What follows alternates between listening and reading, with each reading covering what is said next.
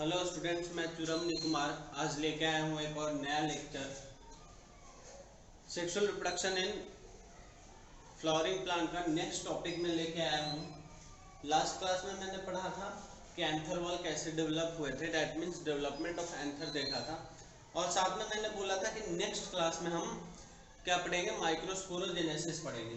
तो सबसे पहले हम देख लेते हैं कि लास्ट क्लास में हमने क्या पढ़ा था। तो लास्ट क्लास में हमने ये देखा कि एक ऐसे आर्कियोस्पोरियल सेल का लेयर था, ये आर्कियोस्पोरियल सेल था, ठीक है। इसमें क्या हुआ, पेरिक्लाइनल डिवीजन हुआ। क्या हुआ? पेरिक्लाइनल डिवीजन हुआ। जैसे ही पेरिक्लाइनल डिवीजन हुआ,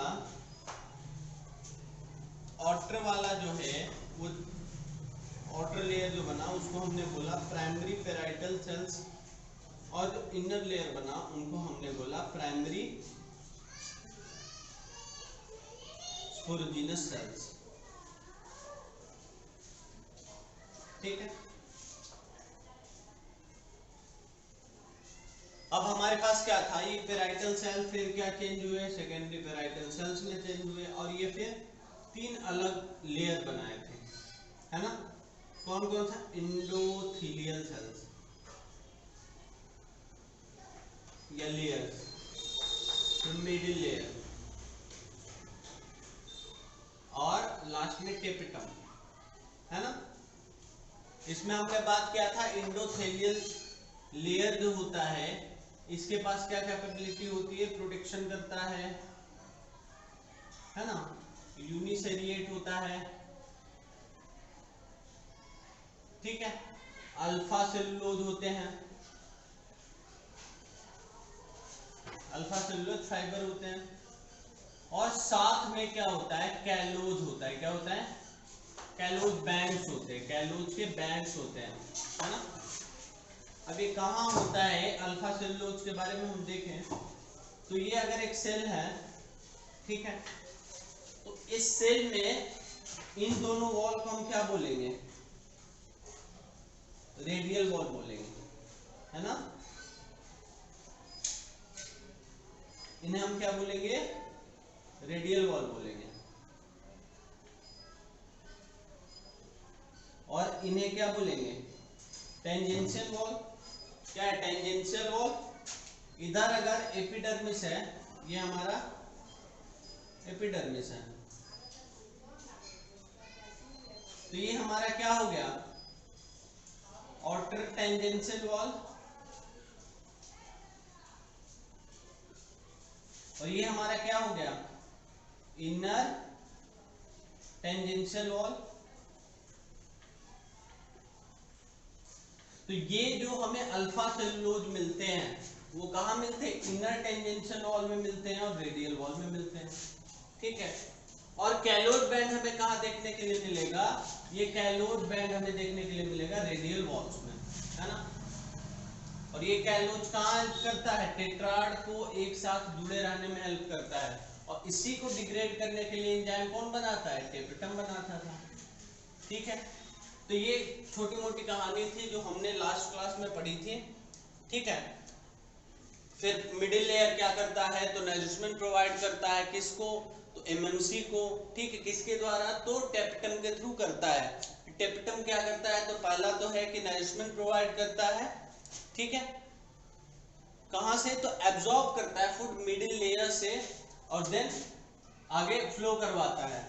दूसरा प्रोटेक्शन करता है, तीसरा सिंथेसाइज करता है फाइटो हार्मोन को, ऑक्सीन को, है ना।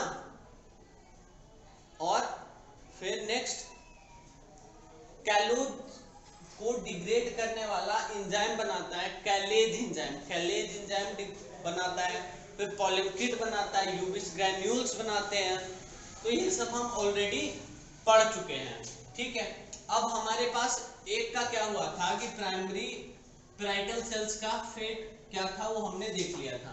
अब क्या है, ये दूसरा जो लेयर बना था प्राइमरी स्पोरोजिनस सेल्स, इसका फेट क्या होगा ये हम देखेंगे, है ना। दैट मीन्स अब स्पोर का फॉर्मेशन कैसे होगा। एंथर के वॉल का तो हमने कर दिया, लेकिन स्पोर का फॉर्मेशन कैसे होगा इसके बारे में अभी हम देखेंगे, ठीक है। अब सबसे पहले क्या हुआ, प्राइमरी स्पोरोजिनस सेल्स थे, इसमें माइटोसिस हुआ और क्या बना, सेकेंडरी स्पोरोजिनस सेल्स बने।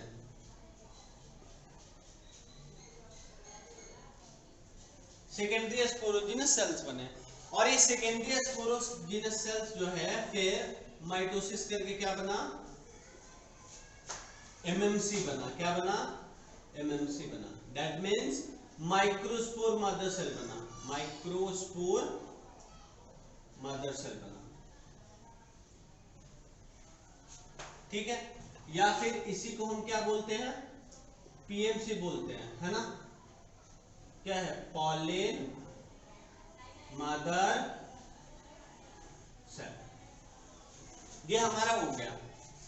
तो अब हमें अल्टीमेटली स्पोर फॉर्म करवाने के लिए क्या था, अब जैसे ये बायो में पहले भी बोल चुका हूं, ऐसा सब्जेक्ट है जिसमें लैंग्वेज को अगर पकड़ो, ईच एंड एवरी वर्डिंग को अगर आप पकड़ के चलोगे ना तो बड़े आसानी से याद हो जाएगा, ठीक है।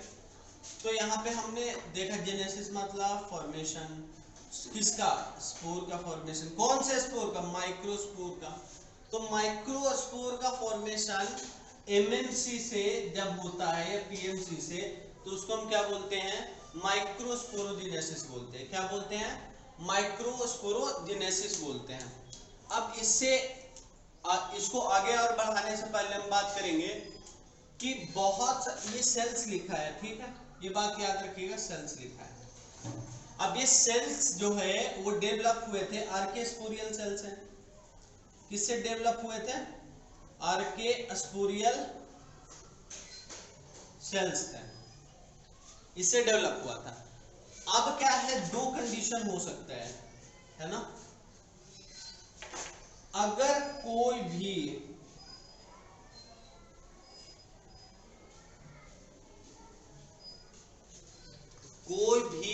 स्पोरेंजिया, दैट मीन्स स्पोर, है ना, या स्पोर फॉर्मिंग सेल्स जो है, ठीक है।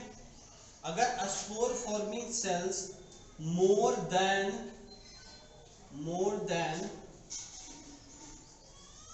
1 आर्केस्पोरियल सेल से बनता है, मोर देन 1 आर्केस्पोरियल सेल से बनता है कोई भी स्पोरेंजिया, तो उसको हम क्या बोलते हैं, यू स्पोरेंजिएट कंडीशन बोलते हैं। क्या बोलते हैं, यू स्पोरेंजिएट कंडीशन। जब भी मैं दिखा रहा था तो मैंने बोला था कि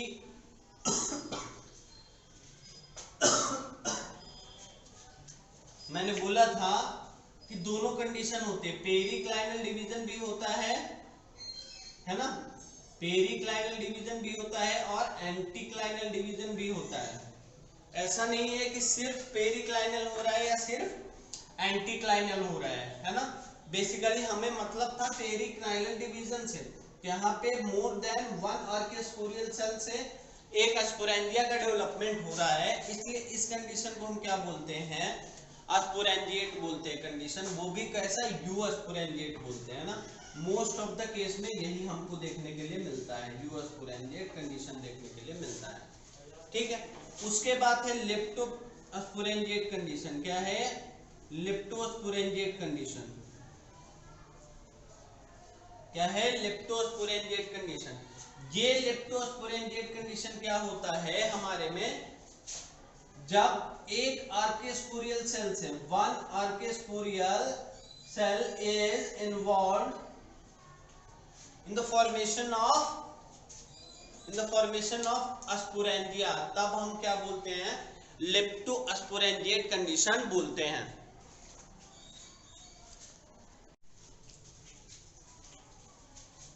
तो हमारे पास क्या था, यू स्पोरेंजिएट कंडीशन में हमने देखा कि मोर देन 1 आर्केस्पोरियल सेल से अगर स्पोरेंजियम का डेवलपमेंट हो रहा है तो उस कंडीशन को हम क्या बोलते हैं, कि वो स्पोरेंजिएट कंडीशन बोलते हैं। वही अगर लेप्टोस्पोरेंजिएट कंडीशन की बात हो तो सिर्फ एक आर्केस्पोरियल सेल्स के द्वारा होता है। इसमें क्या है, कुछ फर्न्स, फ्यू फर्न मतलब टेरिडोफाइटा ग्रुप्स आते हैं, जिम्नोस्पर्म आते हैं, है ना, जिम्नोस्पर्म आएंगे और एंजियोस्पर्म आएंगे। क्लियर? और इसमें हमें देखने के लिए मिलेगा अलगी, ब्रायोफाइटा एक्सेट्रा। ये देखने के लिए हमें मिलता है लेप्टोस्पोरेंजिएट कंडीशन में। ठीक है, अब हमारे पास क्या है कि ये डेवलपमेंट हो गया है। अब हमें बनाना है एमएमसी और पीएमसी से माइक्रोस्पोर बनाने। क्या बनाने हैं? माइक्रोस्पोर बनाने हैं। ठीक है, तो अब कंडीशन हम देखते हैं कि क्या होगा।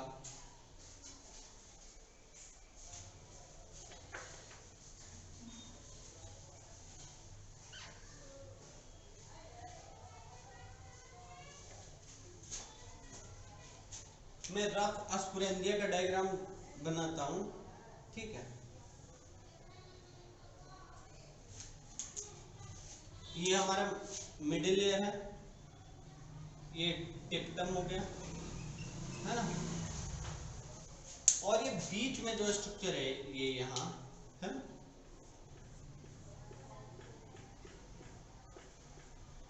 यहाँ ये क्या है, एमएमसीज है। क्या है? एमएमसीज है। और ये एक दूसरे से किसके थ्रू कनेक्टेड है? प्लाज्मो डेस्माटा के थ्रू ये क्या है, कनेक्टेड है।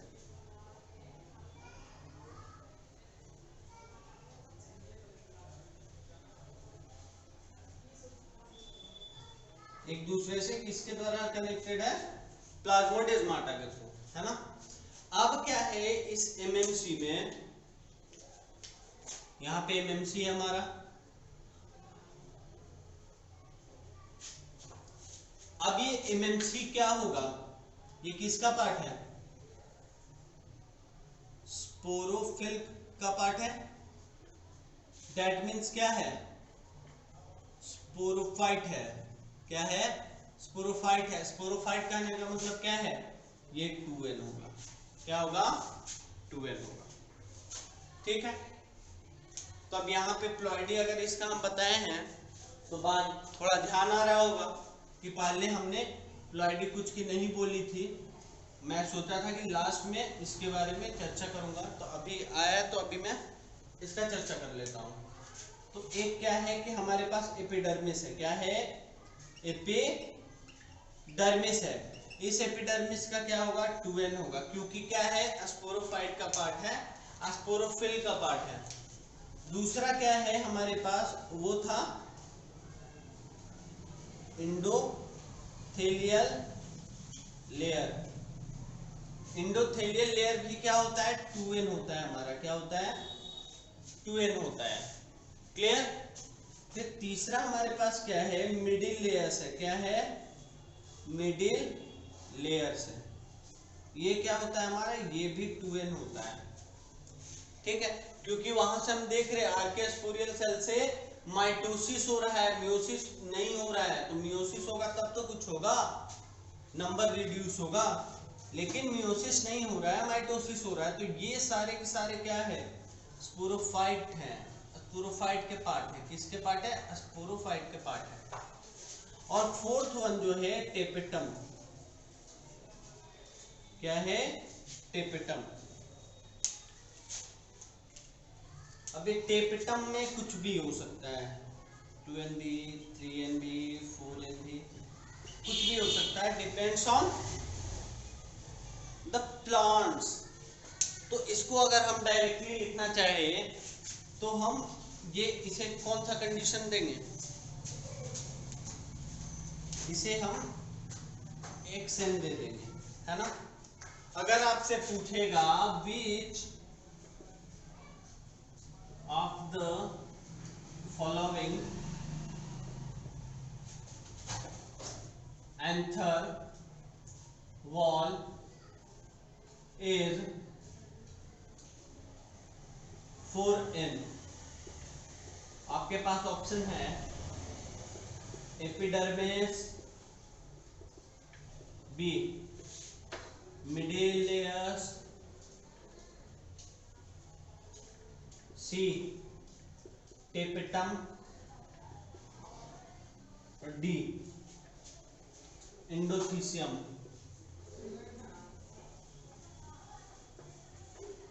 तो आप बड़े आसानी से क्या मार दोगे, टेपिटम मार दोगे। कोई दिक्कत? आई थिंक यहाँ पे कोई दिक्कत नहीं आना चाहिए। ये तो सिंपल मैंने पूछा, ठीक है। अगर आपको इसके जगह पे क्या दे दे, इसके जगह पे क्या दे दे आपको,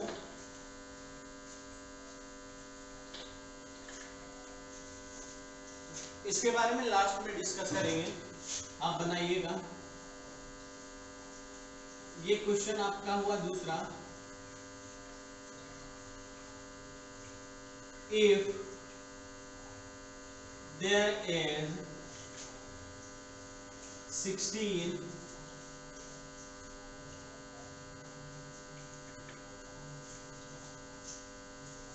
chromosome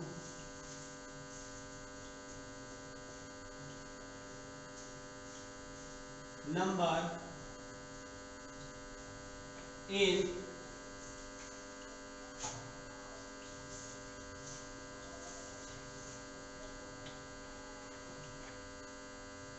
gametes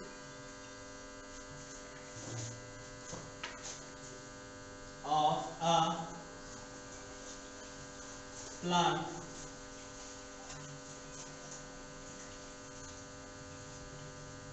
angiospermic plant,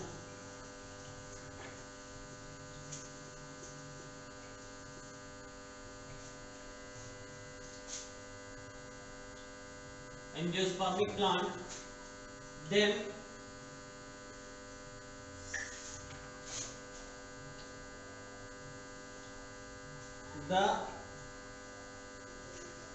the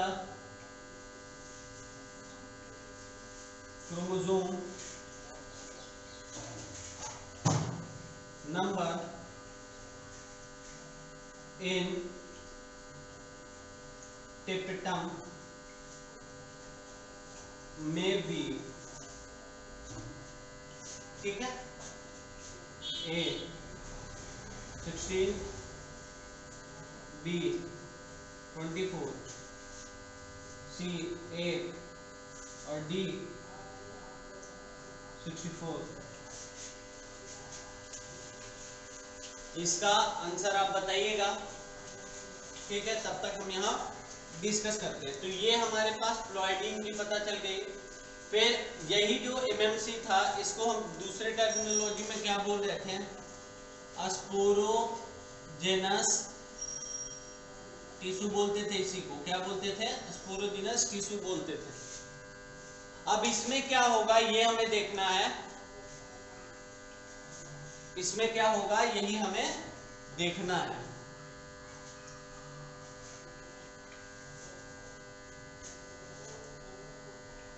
अभी हमारे पास क्या है, एमएमसी है ना।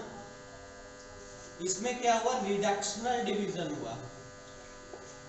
आप लोग 11th में पढ़े होंगे कि रिडक्शनल डिवीजन हम किसे बोलते हैं। तो रिडक्शनल डिवीजन हम बोलते हैं किसे, मियोसिस को। किसे बोलते हैं, मियोसिस को बोलते हैं, है ना। और ये जैसे ही मियोसिस होगा तो हमारे पास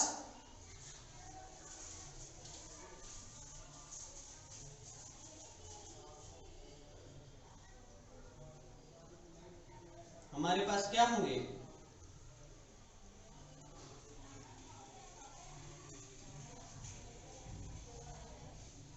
4 पोलन ग्रेन मिलेंगे।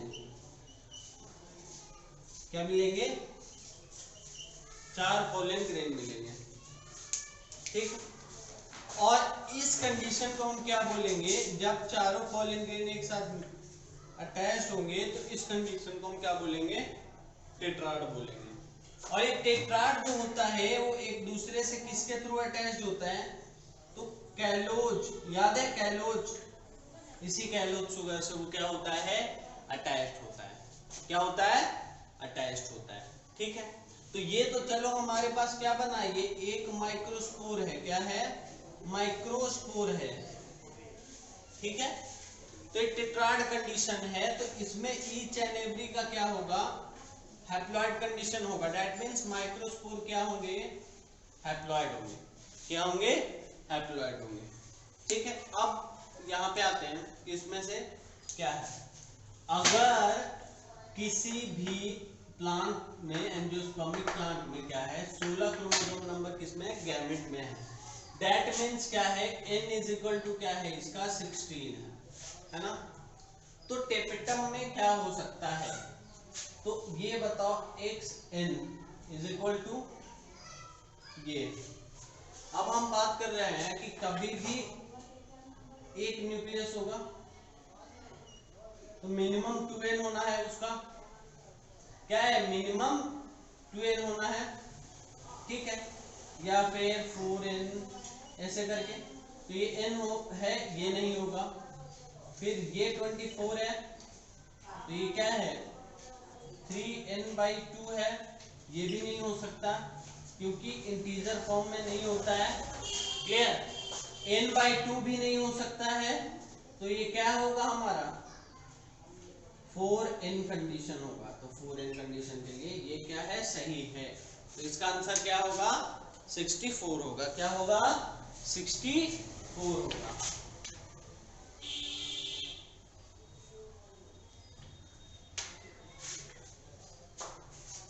अब एक्चुअली में ये टेट्राड किस फॉर्म में बनते हैं उसके बेसिस पे क्या है, अलग अलग कैटेगरी डिवाइडेड है ना। अब जैसे अब क्या हुआ, ये पूरा प्रोसेस जो है इतना ही दूर हमारा है, एमएमसी से टेट्राड बनने तक के प्रोसेस को हम क्या बोलते हैं, माइक्रोस्पोरोजेनेसिस बोलते हैं। क्या बोलते हैं, माइक्रोस्पोरोजेनेसिस बोलते हैं। अब ये कैसे बनता है, ठीक है, उसके बेसिस पे हम ध्यान देते हैं।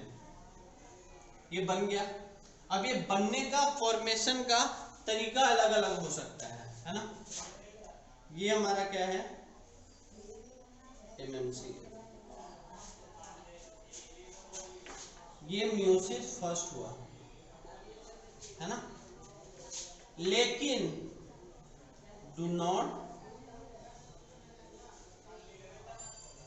Followed by cytokinesis. लेकिन उसमें साइटोकाइनेसिस नहीं हुआ, दैट मींस क्या हुआ, फ्री न्यूक्लियर डिवीजन हुआ, है ना। देन उसके बाद फिर से क्या हुआ, इसमें फ्री न्यूक्लियर डिवीजन हुआ, मियोसिस 2 वाला,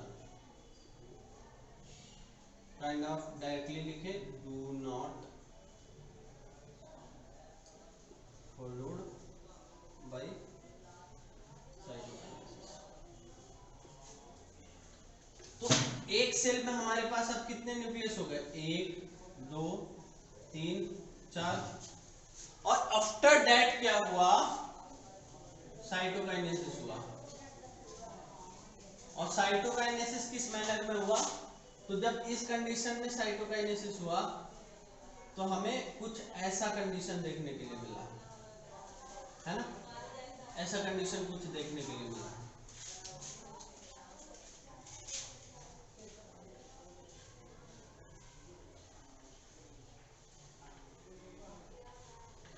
है ना। तो इस तरह के टेट्राड को क्या बोलते हैं, टेट्रागोनल टेट्राड बोलते हैं। क्या बोलते हैं, टेट्रागोनल टेट्राड बोलते हैं।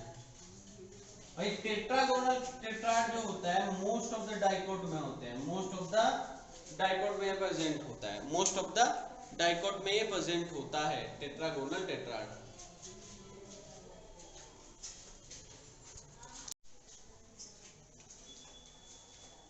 तो ये हमारा क्या हुआ, एमएमसी हुआ, साइटोकाइनेसिस नहीं हुए तो दो न्यूक्लियस बचा, फिर मियोसिस 2 हुआ, फिर साइटोकाइनेसिस नहीं हुआ, ठीक है। पूरा होने के बाद साइटोकाइनेसिस हुआ, तो ऐसा स्ट्रक्चर देखने के लिए मिला। तो इसको हमने क्या बोला, टेट्रागोनल टेट्राड बोला, जो कि बेसिकली किसमें होता है, मोस्ट ऑफ द डाइकोट में होते हैं। किसमें होते हैं, मोस्ट ऑफ द डाइकोट में देखने के लिए मिलता है, ठीक है।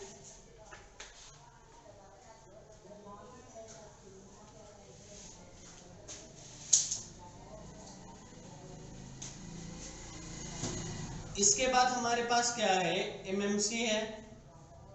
इसका क्या हुआ, मियोसिस 1 हुआ, फॉलोड बाय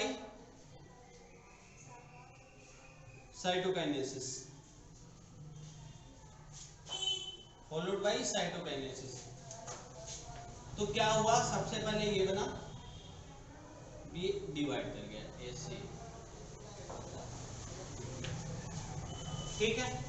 फिर क्या हुआ, मियोसिस 2 हुआ और followed by cytokinesis, followed by cytokinesis. तो हमें क्या देखने के लिए मिला,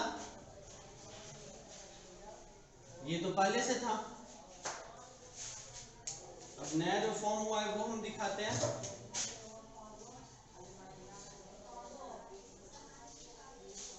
ऐसा स्ट्रक्चर हमने देखने के लिए मिला, है ना। इसे हम बोलते हैं आइसोबाइलेटरल टेट्राड। क्या बोलते हैं, आइसोबाइलेटरल टेट्राड। अब इसका एक एग्जांपल याद करने का तरीका और भी है। जैसे आइसोबाइलेटरल हमने क्या पढ़ा था, आइसोबाइलेटरल लीफ पढ़ा था। तो आइसोबाइलेटरल लीफ किस में होता है, मोनोकॉट में होता है ना। तो आइसोबाइलेटरल टेट्राड भी कहाँ होगा, मोनोकॉट में होगा। कहाँ होगा, मोनोकॉट में होगा। ऐसे ही और भी कंडीशन है जिसमें हमें देखने के लिए मिलता है अलग अलग टाइप के। मैं उनको इनलिस्ट कर रहा हूं, अब देख लीजिएगा कि वो क्या क्या है।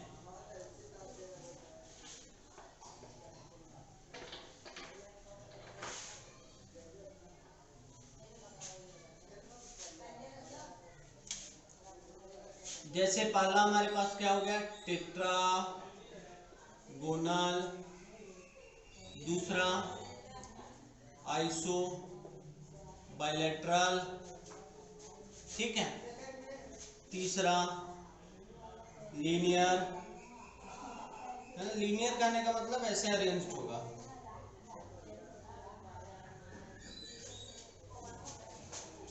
फोर्थ डिकसेट, पांचवा टी शेप्ड। क्लियर। इसका एग्जांपल मोनोकॉट, डाइकॉट, इसका एग्जांपल हेलोसिया, इसका एग्जांपल मैग्नोलिया और इसका एग्जांपल अरिस्टोलोकिया। और एक ऐसा स्पीसीज है ना, अरिस्टोलोकिया एलिगेंस। ये एक ऐसा स्पीसीज है जिसमें ये सारे तरह के टेट्राड फॉर्म मिलते हैं, है ना। क्या मिलते हैं, टेट्राड फॉर्म मिलते हैं। इसमें क्या होगा, ऐसे हमें देखने के लिए मिलेगा, ऐसे टी बनेगा, है ना। तो ऐसा स्ट्रक्चर हमें देखने के लिए मिल रहा है। फिर इसमें डी का स्टेट कंडीशन में क्या होगा, और एक पीछे की तरफ होगा, ठीक है। तो ये था हमारा टेट्राड का कंडीशन। अब हम आगे बढ़ते हैं।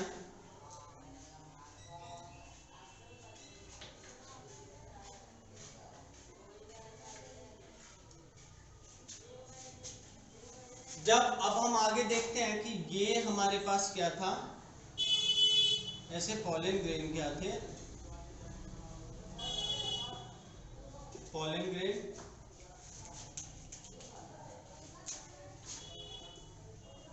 pollen grains attached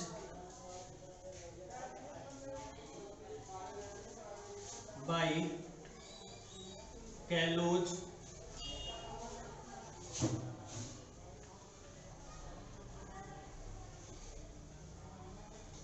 pollen grain attached each other by attach to each other by callose, है ना।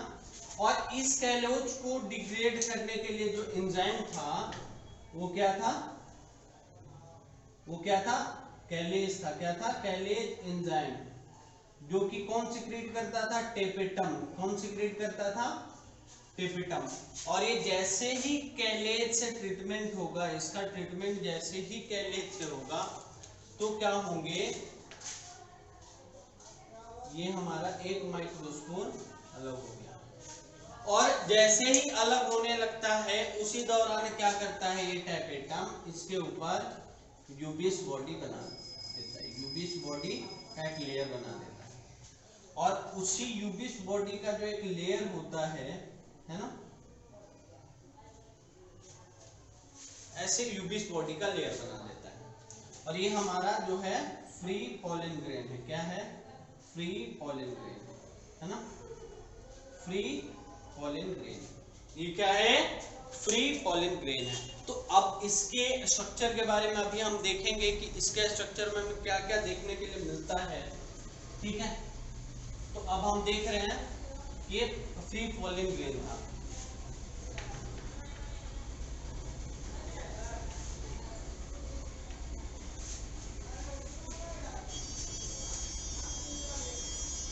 अब पॉलन ग्रेन का हम क्या करेंगे, स्ट्रक्चर देखेंगे। स्ट्रक्चर ऑफ पॉलन ग्रेन क्या है, स्ट्रक्चर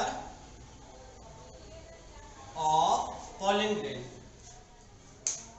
सबसे पहले हम बोले तो ये है क्या एक्चुअली में, ये हमारा मेल गैमेटोफाइट है ना। और मेल गैमेटोफाइट का कैसा सेल है, fast cell of male gametophyte, fast cell of male gametophyte, ठीक है। और अभी तक हमारे पास क्या है, ये सिंगल सेल्ड है। क्या है, सिंगल सेल्ड है।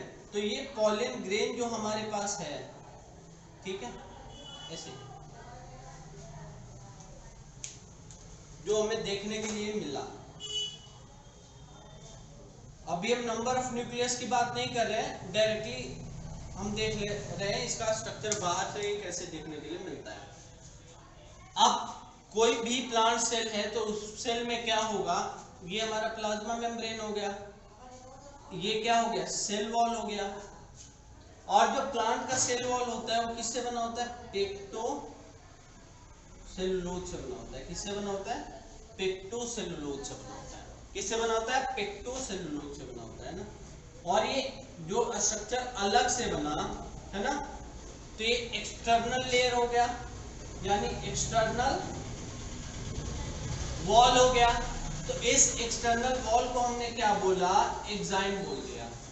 क्या बोला, एग्जाइम बोल दिया। और जो अंदर में सेल वॉल एक्चुअल में उस प्लांट का था, उस पॉलन का था, उसको हमने इंटाइन बोल दिया। क्या बोल दिया, इंटाइन बोल दिया। तो अब आई थिंक बताने की जरूरत नहीं है कि ये सेल वॉल जो है, दैट मींस इंटाइन जो है, वो किस चीज से बना होता है और इसका काम क्या होता है, ठीक है। तो ये फ्लेक्सिबिलिटी प्रोवाइड करेगा। अभी एग्जाइम जो था ये किसके कारण बना था, ये यूबिस ग्रैन्यूल के कारण बना था। किसके कारण बना था, यूबिस ग्रैन्यूल्स के कारण बना था, या फिर ऑर्बिक्यूल्स के कारण बना था। अब ये यूबिस ग्रैन्यूल्स में जो होते हैं वो क्या होता है, स्पोरोपोलेनिन होता है। क्या होता है, स्पोरोपोलेनिन होता है। ये स्पोरोपोलेनिन क्या होते हैं, हाईली रेजिस्टेंट होते हैं। क्या होते हैं, हाईली रेजिस्टेंट होते हैं, है ना। नॉन बायोडिग्रेडेबल होते हैं। क्या होते हैं,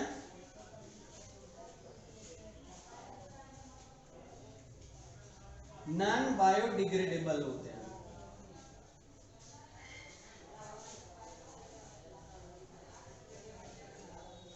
इस पे टेम्परेचर, एसिड, है ना, एंजाइम्स, ये सब का कोई इफेक्ट नहीं पड़ता है, कोई इफेक्ट नहीं पड़ता है। तो ये, और इसके अंदर हमें और क्या देखने के लिए मिलेंगे, जब अंदर देखेंगे तो न्यूक्लियस मिलेगा, ठीक है, और ऐसे एक वैक्यूल मिलेगा और बाकी सेल ऑर्गेनेल्स होंगे, ठीक है। तो ये हमारा मोर और लेस पॉलन ग्रेन का स्ट्रक्चर है।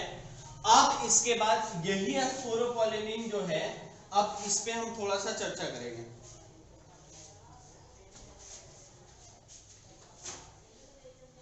इस पे हम थोड़ा सा चर्चा करेंगे और अब हम स्ट्रक्चर ऑफ पॉलन ग्रेन से मूव कर रहे हैं इसके फंक्शन की तरफ और भी फेनोमेना की तरफ हम मूव कर रहे हैं।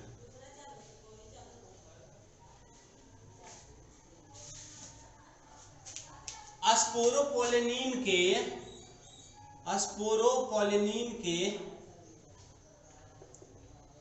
कारण ही हमें क्या होता है, काफी साल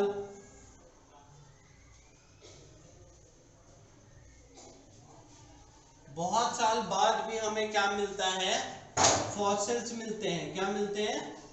फॉसिल्स मिलते हैं। किसके? पॉलन ग्रेन के। क्या मिलते हैं? पॉलन ग्रेन के फॉसिल्स मिलते हैं, है ना। क्या मिलते हैं? फॉसिल्स मिलते हैं। अब यहाँ पे एक वर्ड आता है पैलिनोलॉजी। क्या होता आता है? पैलिनोलॉजी। जब हम स्टडी करते हैं किसके बारे में? पॉलन ग्रेन के बारे में जब स्टडी करते हैं तो हम उसे क्या बोलते हैं? पैलिनोलॉजी बोलते हैं। क्या बोलते हैं? पैलिनोलॉजी बोलते हैं। क्लियर? अब स्पोरोपोलिनिन के कारण क्या हुआ,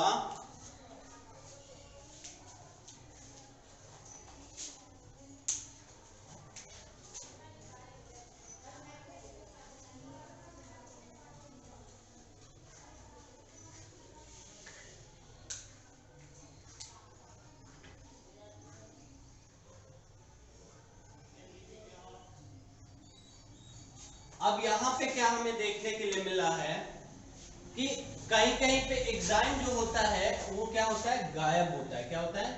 गायब होता है। तो जहां पे एंजाइम गायब होता है उसको हम जर्म पोर बोलते हैं। क्या बोलते हैं? जर्म पोर बोलते हैं, है ना। या फिर जर्म फरो बोलते हैं। क्या बोलते हैं? जर्म फरो बोलते हैं। और ये स्पोरोपोलिनिन जो है सबका जब एंजाइम का स्ट्रक्चर हम माइक्रोस्कोप में देखेंगे तो ऐसा लगता है कि इसमें नक्काशी की गई हो। तो ये ऑर्नामेंटल अपीयरेंस देता है। क्या देता है? ऑर्नामेंटल अपीयरेंस देता है ना। तो इसके बेसिस पे number of germ spore, germ furrow या फिर ऑर्नामेंटल के बेसिस पे हम क्या करते हैं, इसको हम टैक्सोनॉमी में यूज करेंगे। इसमें यूज करेंगे, टैक्सोनॉमी में यूज करेंगे। इसमें यूज करेंगे, टैक्सोनॉमी में यूज करेंगे। अब नंबर ऑफ जर्म पोर के बेसिस पे नंबर ऑफ जर्म पोर, और यहां टर्मिनोलॉजी है। जर्म पोर एक है, मोनो कॉल्पेट, दो है ट्राइकॉल्पेट, सॉरी डाइकॉल्पेट या बाइकॉल्पेट, तीन है ट्राइकॉल्पेट। जो मैंने एग्जांपल लिया है कैप्सेला का, किसका? कैप्सेला का, उसमें क्या होता है? ट्राइकॉल्पेट कंडीशन होता है। तीन जर्म पोर होते हैं। कितने होते हैं? तीन जर्म पोर होते हैं। तो इसके बेसिस को भी हम यूज करते हैं टैक्सोनॉमी में, मतलब इसके क्लासिफिकेशन में, प्लांट्स के क्लासिफिकेशन में हम इसे यूज कर सकते हैं। ठीक है। अब इसके अलावा हमारे पास क्या है और भी जानने लायक चीज?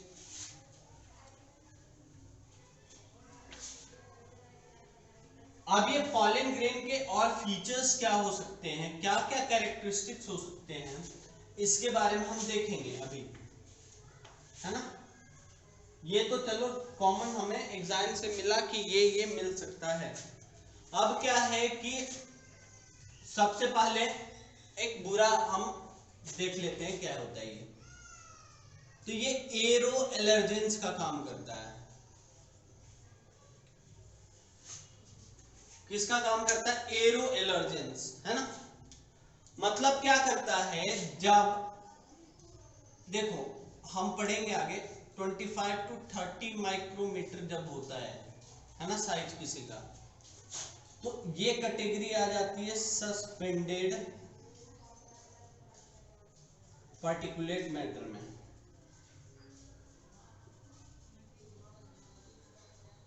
सस्पेंडेड पार्टिकुलेट मैटर के कंटेक्स्ट में आ जाता है। दैट मीन्स ये क्या कहलाएंगे, एयर पॉल्यूटेंट्स कहलाएंगे। क्या कहलाएंगे, एयर पॉल्यूटेंट्स कहलाएंगे। और इतने साइज का जो होता है, बहुत सारे ऐसे जो भी हमें मिलेंगे है ना, वो विंड पॉलिनेटेड होंगे,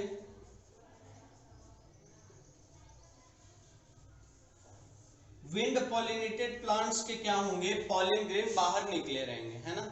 तो किसी ऐसे कंडीशन वाले जगह पे हम जाते हैं जहां पे ये एरो एलर्जेंस वाले ज्यादा होते हैं, तो जिन्हें रेस्पिरेटरी प्रॉब्लम्स होती है, ठीक है, उनको काफी ज्यादा वहां पे इनहेलेशन में दिक्कत होता है, ब्रीदिंग प्रॉब्लम्स होती है। और रेगुलर किसी इंसान के वैसे एरिया में रहने से भी ब्रीदिंग इशू हो सकती है, रेस्पिरेटरी प्रॉब्लम्स देखने के लिए मिल सकता है। अब ये किसके किसके द्वारा होता है ना, इसके एग्जाम्पल क्या क्या है, कौन कौन से प्लांट्स थे। तो अगर हम बात करें तो एक तो आपने चौलाई का नाम सुना होगा, जिसे हम एमरेंथस बोलते हैं है ना। इस पॉलन के कारण आदमी कैटल्स को क्या होता है, हे फीवर तक आ जाता है ना। किसी भी एलर्जी के कारण अगर फीवर होता है तो उसे हे फीवर बोलते हैं, तो हे फीवर तक आ जाता है। फिर आपने नाम सुना होगा पार्थिनियम का। किसका नाम सुना होगा, पार्थिनियम का। ये क्या है, कैरोट ग्रास है। क्या है, कैरोट ग्रास है ना। ये काफी हजार्डस होता है ना। इसके इनहेलेशन से आपको काफी हद तक रेस्पिरेटरी प्रॉब्लम्स हो सकती है, ठीक है। तो ये सब क्या है, एरो एलर्जेंस के काम करते हैं। तो जब हम एयर पॉल्यूटेंट्स वाले टर्म में, जब हम विंड पॉलिनेटेड वाले प्लांट्स को एयर पॉल्यूटेंट्स के टर्म में हम पॉलन ग्रेन के हिसाब से उसका स्टडी करते हैं, तो एरोपैलिनोलॉजी बोलते हैं। क्या बोलते हैं, एरोपैलिनोलॉजी बोलते हैं है ना, एरोपैलिनोलॉजी बोलते हैं। ये तो अब बुरी बात हो गई है ना, कुछ अच्छी भी बात होगी। अब अच्छी बात क्या है वो हम देखें।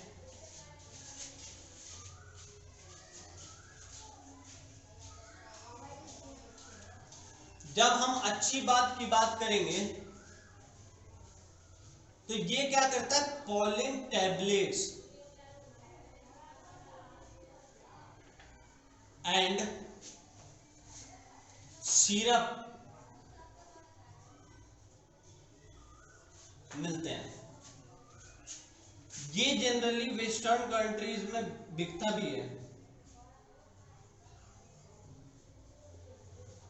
वेस्टर्न कंट्रीज में बिकता भी है, क्लियर।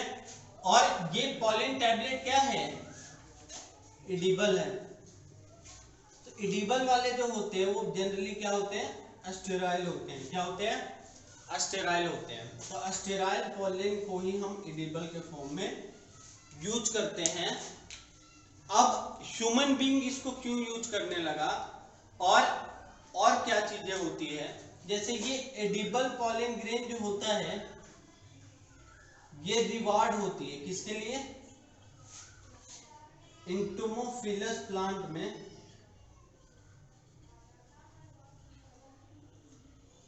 में, इंसेक्ट्स के लिए क्या होता है, ये रिवार्ड होता है एडिबल पॉलन ग्रेन। अब क्या इसकी न्यूट्रिशन वैल्यू के कारण, मतलब ये क्या होगा, रिच इन न्यूट्रिएंट्स। तो न्यूट्रिशन वैल्यू में रिच होने के कारण ये क्या होगा, इसका हम क्या करेंगे, सेवन करेंगे है ना, अपटेक करेंगे। और इससे क्या होगा, एथलीट, जनरली यूज इन्हीं के द्वारा किया जाता है, एथलीट एंड रेस के जो घोड़े होते हैं, रेस हॉर्सेज है ना, उनकी इफिशिएंसी दैट मीन्स इसका मतलब क्या है, परफॉर्मेंस।